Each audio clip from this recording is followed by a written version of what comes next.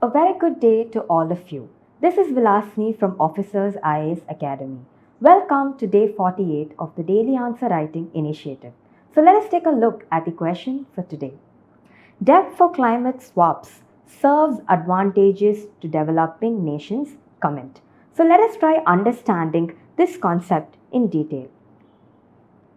It is well known that the countries which contribute the most to pollution and climate change are in fact the least affected by it, and the countries which contribute the least to the global carbon footprint are primarily the most affected by the impacts of climate change. And this is primarily because these countries are unable to direct their investments into infrastructure that can help in enhancing resilience towards the impacts of climate change. In aid to this situation comes a debt for climate swap. So what is a debt for climate swap? It is an agreement between a creditor and a debtor where the creditor allows the debtor to forego a portion of its debt provided that the debtor invests into projects which can help in enhancing resilience towards climate change. So let us understand this with the help of an example. Say there are two countries A and B. Country A is a developed country and country B is a developing country. Now country A has provided a significant loan to country B. Now country B is obligated to repay back the debt. So now say a situation has created where country B has to repay its debt to country A.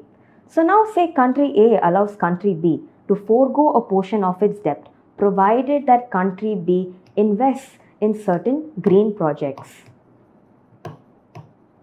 By green projects, I mean projects for afforestation, projects for mitigating the impacts of climate change,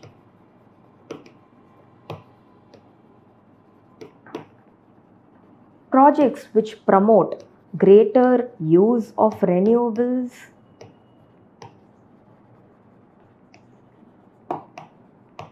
so all this can be considered under the concept of a debt for climate swap. So now here, debt for climate swaps serves two important purposes. One, it ensures efforts are taken to address the issue of climate change.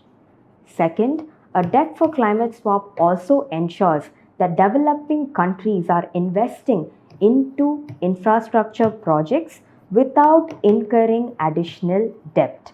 So these are some advantages that a debt for climate swap agreement offers to developing countries. So now comes a question. How does the developed country or a creditor benefit from a debt for climate swap agreement? We all know that many countries, developed and developing, are parties to the UN Framework Convention on Climate Change. As a part of their obligations to international agreements, developed countries are required to provide financial assistance to developing countries. In this way, a debt for climate swap agreements also helps developed countries in meeting their obligations to various international agreements. We should also understand that the concept of a debt for climate swap agreement, which was initially confined only between different countries, has now gained a very broader outlook where various multilateral organizations, international financial institutions are also participating in debt for climate swaps. So let us understand this with the help of a very recent example. So in the year 2017, a debt for climate swap was signed between Seychelles and the Nature Conservancy. Here the Nature Conservancy is a US-based environmental organization, and the Nature Conservancy brought close to $22 million debt of Seychelles, provided that Seychelles would create 13 new marine protected areas. In this way, a debt for climate swap agreement can serve multiple advantages to various countries taking part in it. So let us take a quick look at the answer for today.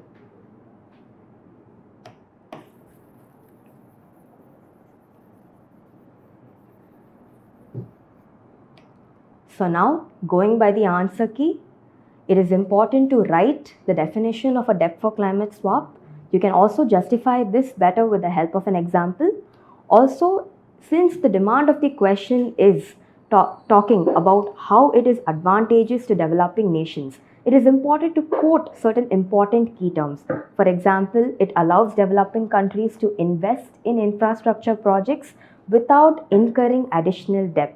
Also, it ensures that investments are accelerated into projects like, say, biodiversity conservation, promoting greater afforestation, shift to renewables. It can help in creating new jobs. It can attract green investments. You can also say that debt for climate swaps majorly benefits island countries because they are the most vulnerable to the impacts of climate change. So these are some important points that you can quote to make your answers look holistic. At the same time, you can also provide certain recent examples and case studies. So let us take a quick look at the best answers for the day. So the first answer is that of Arvind from A batch. So Arvind, you have mentioned the definition of a debt for climate swap, which is appreciated. You have also gone on to summarize the benefits to developing countries under some important subheadings, which is again good. You have mentioned goal-oriented projects, environmental protection, biodiversity conservation, employment generation. But my only concern over here is that you could have quoted certain statistics or even justified this better with the help of examples. You have also in your conclusion mentioned sustainable development goals, which is again decent. Fine. So now the next answer is by that of Tamarai Selvam. So here Tamarai Selvam has given the definition of what a debt for climate swap is, which is good. Again, you have mentioned some important points with regard to how it is advantageous to developing nations. So now if I see here, the first, second and the third point are in fact overlapping. So I feel it is important to bring in diversity in points when you quote points for your mains answers. You have also mentioned some criticisms in the form of challenges, which is again decent enough, and you have also written a good conclusion. Further moving on, there is one particular answer by Om Sneha. You have mentioned the definition of a debt for climate swap, and you have also mentioned some key points with regard to how it is advantageous for developing nations. Again, over here, my concern is there are not much examples or statistics. So I feel it is important to quote examples, statistics, as well as case studies, which can help in making the answers look more holistic. So with this, we come to an end of today's daily answer writing initiative. So let us take a look at the question for tomorrow. So the question is, how has the agricultural cropping pattern in India changed over time?